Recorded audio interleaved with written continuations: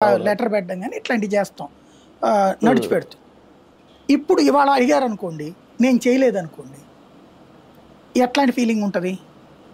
హ్మ్. సాయి గాడు పట్టించుకోవట్లేదు మమ్మల్ని అనే ఫీలింగ్ ఉంటది.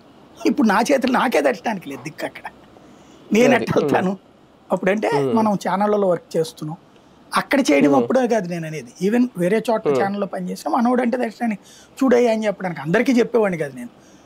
హ్మ్. ఇంపార్టెంట్ అనిపించినటువంటి సందర్భంలో వాళ్ళకి ఇంకెక్కడ అవకాశం దొరకట్లేదన్నప్పుడు, అక్కడ స్టక్ హ్మ్. అయిపోయాం మేము టికెట్లు తీసుకొని అన్నప్పుడు, అయినా రాలేదు అన్న తర్వాత హ్మ్. అట్లాంటోళ్ళకి ఎవరికన్నా మనం హెల్ప్ చేద్దాం. ఇప్పుడు హ్మ్. లేదా అవును. రూమ్ కావాలంటే ఒకటి అరేంజ్ చేయడం ఇట్లాంటివి. హ్మ్. ఇప్పుడు అడిగితే ఇప్పుడవ్వదు. మనం హ్మ్. చేయలేదంటే నేనే రూ. 10,000 పెట్టి హ్మ్. టికెట్ కొనుక్కొని ఎళ్ళా. శ్రీవాణి హ్మ్. టికెట్. మళ్ళీ అంత పెట్టి హ్మ్. ఎళ్ళలేక ఏడాదిన్నర అయిపోయింది. ఎళ్ళలేక ఫ్యామిలీని తీసుకెళ్ళడానికి ఆలోచిస్తున్నాను నేను. ఎందుకంటే శ్రీవాణి అది. టికెట్లు అవును. ఇప్పుడు ఇదివరకైతే అదేదో ఎయిర్‌పోర్ట్‌లో ఇచ్చేవాడు. ఇచ్చేవారట. ఇప్పుడు అవును. అయి అయిపోతున్నాయట. ఆ క్యూ లైన్‌లో ఆఫ్‌లైన్ ఎక్కువ పెడితేనేమో 1000 టికెట్లు ఇస్తున్నట్టున్నారిప్పుడు. ఇత్తనా హ్మ్. అయిపోతున్నాయట. అక్కడ కూడా ఆఫ్‌లైన్ ఇస్తున్నారంట. ఆఫ్‌లైన్‌లో ఇస్తుంటే 2, 3 రోజులకి సరిపడా ముందే అయిపోతున్నాయట.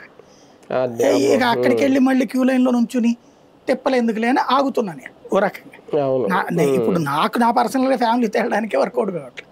అందరూ హ్మ్. తెలిసినోళ్ళే. అక్కడ అవును. చాలామంది హ్మ్. మెంబర్లు పరిచయం ఉన్నారు. లేకపోతే హ్మ్. మిగతా వాళ్ళు పరిచయం ఉన్నా, అడగడం నాకు కొంచెం మొహమాటం ఎక్కువ.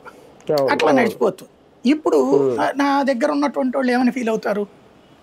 మొన్న ఓ ఫ్రెండ్ అయితే అన్నాడన్నమాట. "నువ్వు అనుకుంటే అవుతది ఎందుకు చేయలేవు నువ్వు? కావాలని పట్టించుకోవట్లేదనేసి." హ్మ్. ఇట్లా